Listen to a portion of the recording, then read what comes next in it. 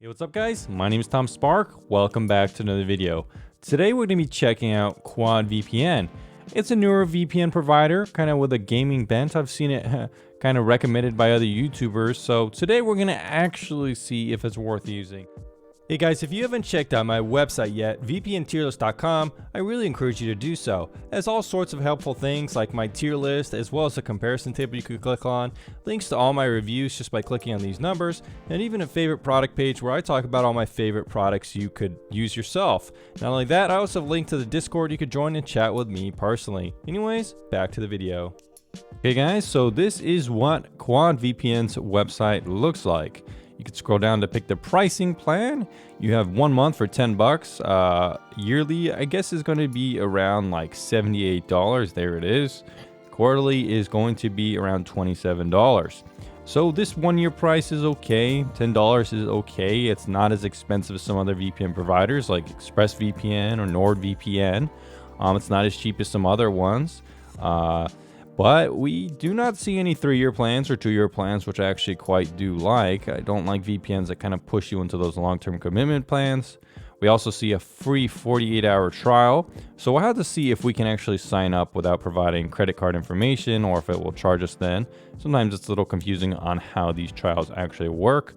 It says 400 VPN servers, 0 logs. We'll talk about that a little bit later on the bandwidth.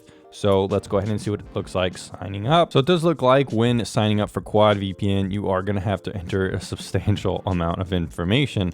You're going to have to enter in your address and all these kind of things, which isn't always usually the case with VPN providers. There are more services out there that provide more anonymous ways to sign up or ways that you don't have to require so much information. But this one, you're going to have to do that. And I don't think there's any way to just get that free trial without entering in this information. So we're going to have to enter in that credit card information so we can test it out. All right, guys, let's move on to the next section. Let's see what the application's like. All right, guys, so now we're checking out QuadVPN's application. And honestly, guys, it's a little bare bones, to say the least. If you look at the servers, you have a couple different options here, and you could favorite and search, which is nice. And I do like the optimal server location. And it even has movies and TV. I guess maybe if you want to access the USA version of streaming services. I don't see any like outside streaming and TV selections. So maybe it's just kind of focusing on that for now, which honestly isn't that bad. But if you look at the settings, well, there really isn't any settings.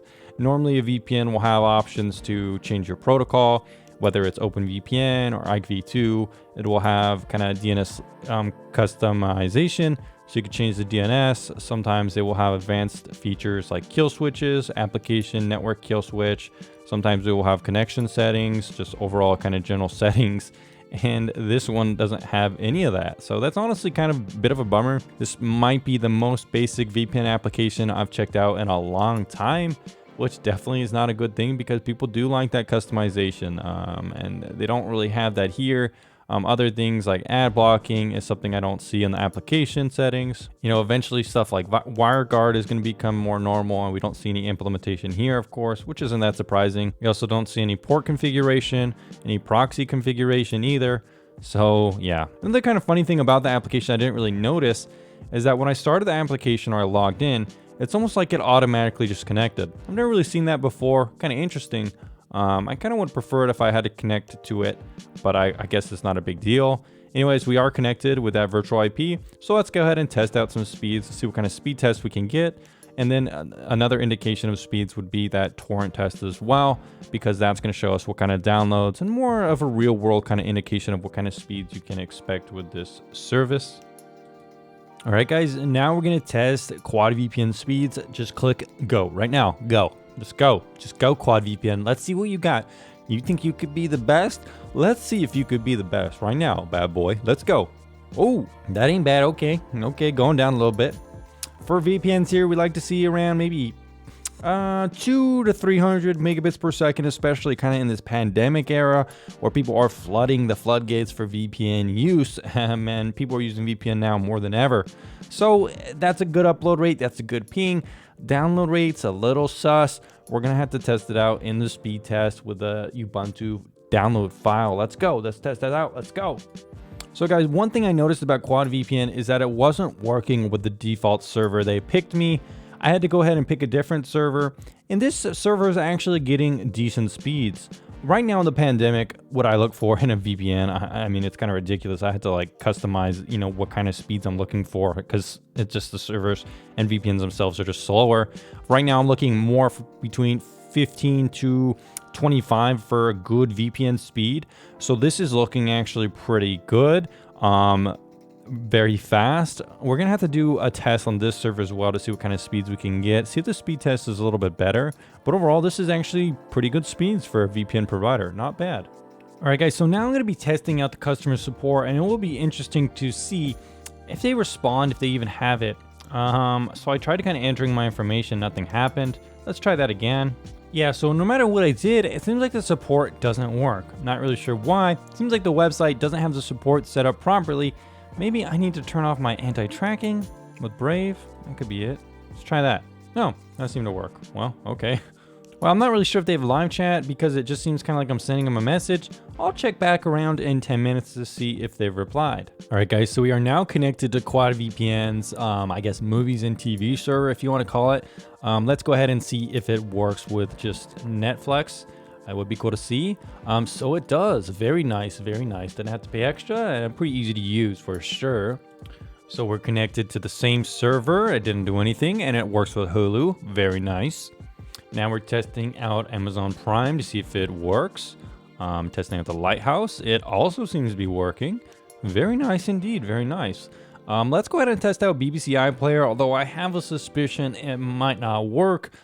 Because this does seem to be like what I said, California, San Francisco server, so maybe better for USA services. Let's just go ahead and like maybe test a UK server, maybe this one as well to see if it works. All right, guys, so what about QuadVPN's privacy policy? What about the reputation? Well, it's definitely a newer VPN provider, and I guess it hasn't been updated for around a year or so.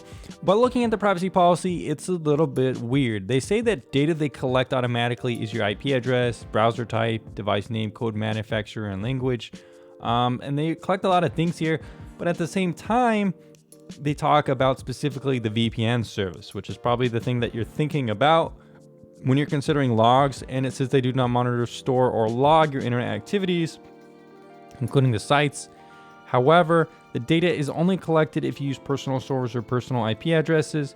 They store the number of connected devices for each account, as well as anonymous data collected automatically, IP address, connection type, browser type, and operating system stored only for the duration of use, and they say they never store or log these categories. So it's a little bit wishy-washy here. I kind of wish this privacy policy was a little bit more clear-cut, saying we don't log these things, we don't do this or that. They say they kind of do, and then they don't store it. It's a little confusing. Not really sure kind of what to make of like the end result here. Honestly, not my favorite privacy policy that I've kind of read before. It's pretty lengthy about all the stuff, and I just don't like seeing anything written that says they log IPs. That's kind of a big no-no for me personally, but I mean, you could read it yourself if you want to get more information. Digging around a little bit, I did find that QuadVPN is based in the US. Looks like to be Wyoming. I don't really know too much about these guys.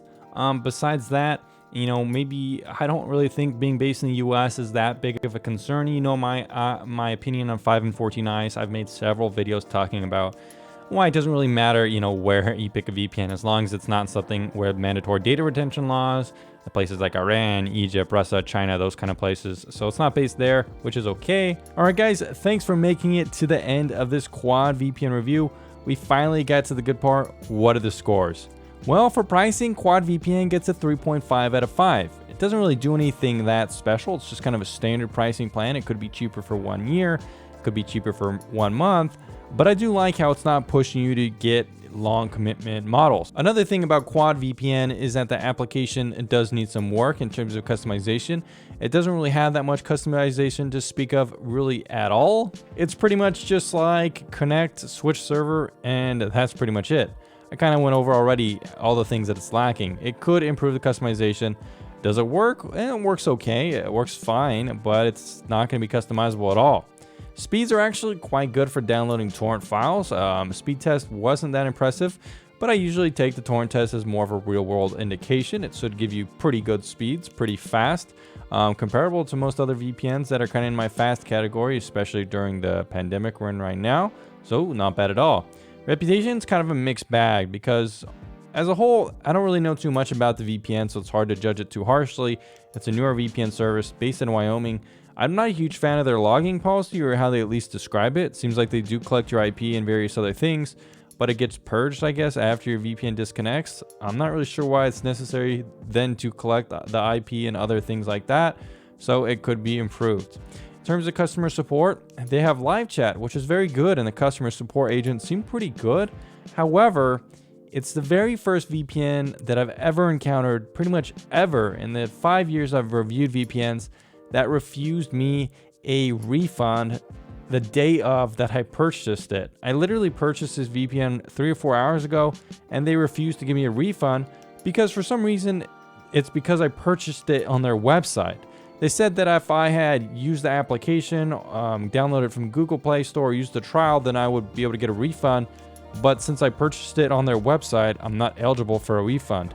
I'm pretty sure that's illegal not to give a refund for something like that, especially since they're based in the United States. So it would be interesting to see if I get any comments or questions about this video from the team telling me that was a mistake. But the fact that I bought a VPN service, an online product, and I can't get a refund just because I bought it on their website where they're clearly getting people to buy it. There's no stipulation that says you can't get a refund. Something's fishy is going on here. So much so that I actually want to look on the website and see if they warn you about anything like that, but I don't think they are. Yeah, so I couldn't find anything on the website about refunds. I couldn't find anything in the fact page about refunds. It just seems like they don't give refunds. So even though they have customer support, even though they have live chat, I can't help but just absolutely demolish this score entirely because it's simply not acceptable to not give me a refund. And other people refunds too. What's going on here, guys? They need to change that. Never seen that before from a VPN provider ever. Last thing we do want to talk about is streaming, which actually worked with everything. So that's really impressive. I really like the streaming compatibility here, especially from a newer VPN provider. Very nice to see. So guys, QuadVPN's final score is a 2.91 out of 5. Making it a tier 3 VPN not recommended for use. It's actually really a shame because if they have gotten more points for customer support, they easily would have been a pretty good tier 2 VPN recommended for use, especially because you get good speeds, it has good streaming compatibility, the price isn't horrible, application works okay, could use some improvements, and you know, I guess the reputation could use some improvements too, so I mean, there are improvements across the board that could be made. But still, I do feel like this VPN just got hurt so much by that egregious no refund policy. Never seen it before. Hopefully never see it again. And you've seen the rest of the review. Anyways, guys, thanks for making it to the end of this review.